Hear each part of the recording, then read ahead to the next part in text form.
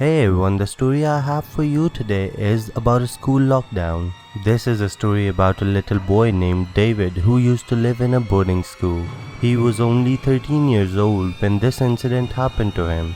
On a regular day when he was sitting in his class with all of his class fellows sitting with him, suddenly a junior teacher rushed into the classroom. She seemed to be quite worried, to be honest. She said something to the professor in a very low voice and she ran off quite fast.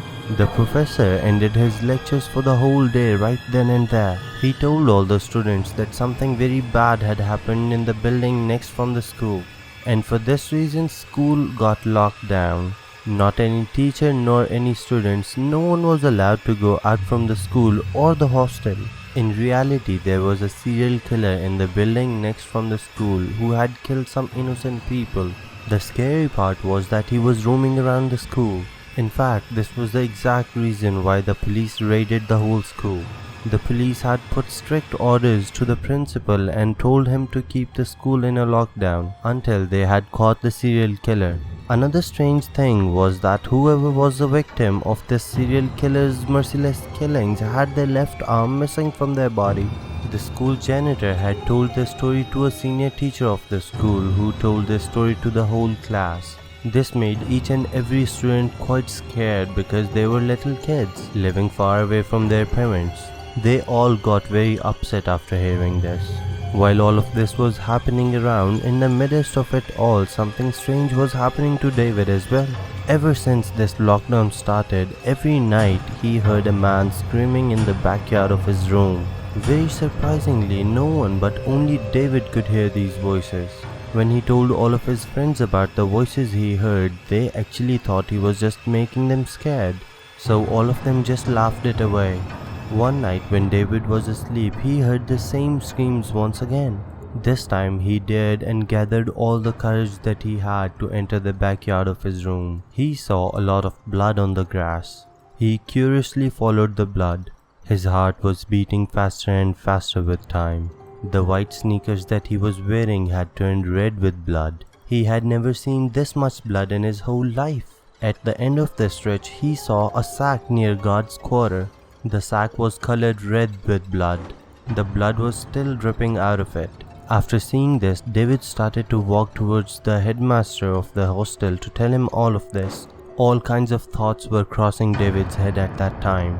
For an instant, he also thought this was just a scary dream. So he had to pinch himself to confirm that it was not.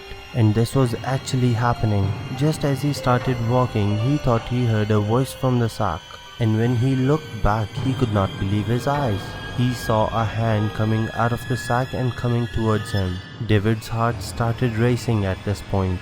A sudden numbness took over his body and he started screaming for help, and he ran off from there right away.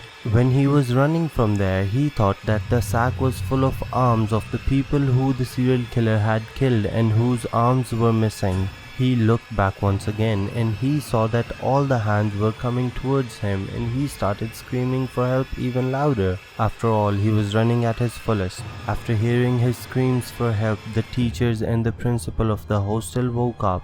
After seeing the sack for himself, the principal immediately called the police. The school teachers took all the students into a hall and locked the hall from outside. David was still crying very loudly, and all of his friends were looking at him quite weirdly now. After some time, the police actually arrived on the scene and caught the serial killer who was hiding in a classroom. The same sack was really full of those arms of the people whom the serial killer had killed. After some time, the school went back to normal routine, but David still had nightmares. He still sometimes felt that broken arm was approaching him from behind, and whenever this happened, David started screaming loud again and started crying. His parents eventually had to change his boarding school, and he started living with his grandmother in the mountains, and he went to the local school there. All the kids at the new school always think that he's just making stories up to have fun. Little do they know that actually happened to him. I hope that you liked this video. If you did, please like, share, comment and subscribe to my channel. Please tell me in the comment section down below if anything such happened to you. Don't forget to press the bell icon so that you could get notified every time I upload a new video.